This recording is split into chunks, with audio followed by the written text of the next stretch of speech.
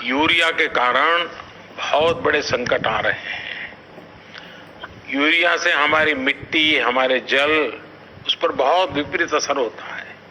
और इसलिए पल्लवी जी, आप जैसे प्रधान गांव वालों को समझाए कि भाई अब गांव में पहले अगर 10 थैली आता था यूरिया तो अब 5 थैली आएगा, पहले 100 थैली आता था तो 50 थैली आएगा, हम आधा कर देंगे।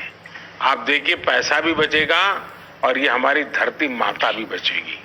तो मैं चाहूंगा कि जब पंजाब के किसानों से बात हो रही है और पल्लवी जैसे प्रधान से बात हो रही है तो मुझे पक्का विश्वास है कि आप ये काम करोगी और मेरी तरफ से आपको बहुत बधाई, बहुत शुभकामनाएं। आइए हम महाराष्ट्र चलते हैं। भोले भाले किसान अधिक उत्पादन के लालच में फंसकर रासायनिक खाद व कीटनाशकों का प्रयोग करने लगे। बैलों की जगह ट्रैक्टर से जुताई होने लगी।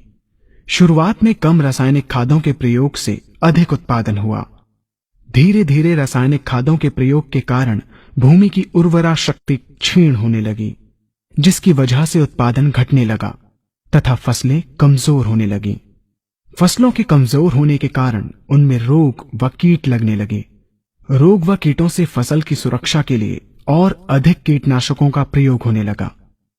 एक तरफ ज्यादा उत्पादन के लिए अधिक रासायनिक खादों का प्रयोग होने लगा, वहीं दूसरी तरफ फसलों को रोग व कीटों से बचाने के लिए अधिक विषाक्त कीटनाशकों का प्रयोग बढ़ गया, जिसके कारण उत्पादन लागत बढ़ी और किसान को लाभ कम होने लगा, बल्कि छोटे किसान कर्ज में डूबने लगे।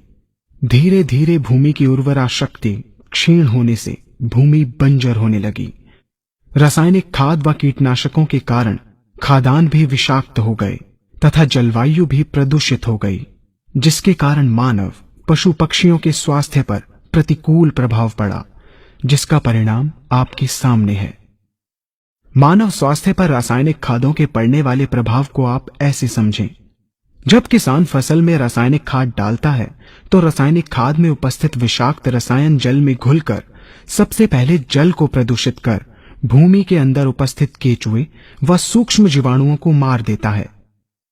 ये बात सभी किसान अच्छी तरह से जानते हैं कि केचुए व अन्य सूक्ष्म जीवाणु भूमि की उर्वरा शक्ति को बढ़ाने के लिए अति आवश्यक होते हैं।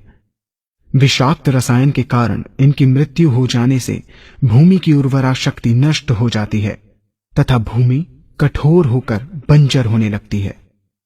रासायनिक खादों के विषाक्त रसायन पानी के माध्यम से अन्य खनिजों के साथ फसल के अंदर पहुंचकर फसलों को विषाक्त बना देते हैं। बाद में जब खाद्यान्न के रूप में मनुष्य या अन्य पशु इन्हें खाते हैं तो ये विषाक्त रसायन मानव स्वास्थ्य पर बहुत ही बुरा प्रभाव डालते हैं तथा मनुष्य के अंदर तरह तरह के रोग उत्पन्न करते हैं। जब हम जैविक खाद का प्रयोग भूमि पर करते हैं तो जैविक खाद पानी में मिलकर पानी को प्रदूषित नहीं करती। जैविक खाद भूमि के अंदर उपस्थित उर्वरा शक्ति को बढ़ाने वाले जीवाणु तथा केचुओं की संख्या को तीव्रता से बढ़ाती है, जिससे भूमि की उर्वरा शक्ति बढ़ती है तथा भूमि छिद्र युक्त एवं भुरभुरी हो जाती है, जिससे वायु और प्रकाश भूमि के अंदर गहराई तक प्रवेश करते हैं, जिसके कारण भूमि में तापमान एवं आर्द्रता का संतुलन बना रहता है और फसलें मजबूत होती हैं। जैविक खाद में विद्यमान तत्व खाद्यान्न के माध्यम से मानव व पशु पक्षियों के शरीर में पहुंचकर स्वास्थ्य लाभ पहुंचाते हैं। जैविक खादों के प्रयोग से फसलें अच्छी और मजबूत होती हैं, जिसके कारण उन पर रोगों एवं कीटों का ज्यादा प्रभाव नहीं पड़ता। यदि किसी प्राकृतिक कारणवश कीटों व रोगों का प्रभाव अगर पड़ता भी है तो गौमूत्र एवं औषधीय वनस्पतियों के घोल के छिड़काव करने से फसलों को रोग एवं कीटों से बचाया जा सकता है। गौमूत्र एवं अन्य प्राकृतिक औषधियों के मिश्रण के छिड़काव से फसलों का कम लागत में बचाव हो जाता है तथा वातावरण पर भी कोई दुष्प्रभाव नहीं पड़ता। यहाँ हम आपको तालिकाबद्ध तरीके से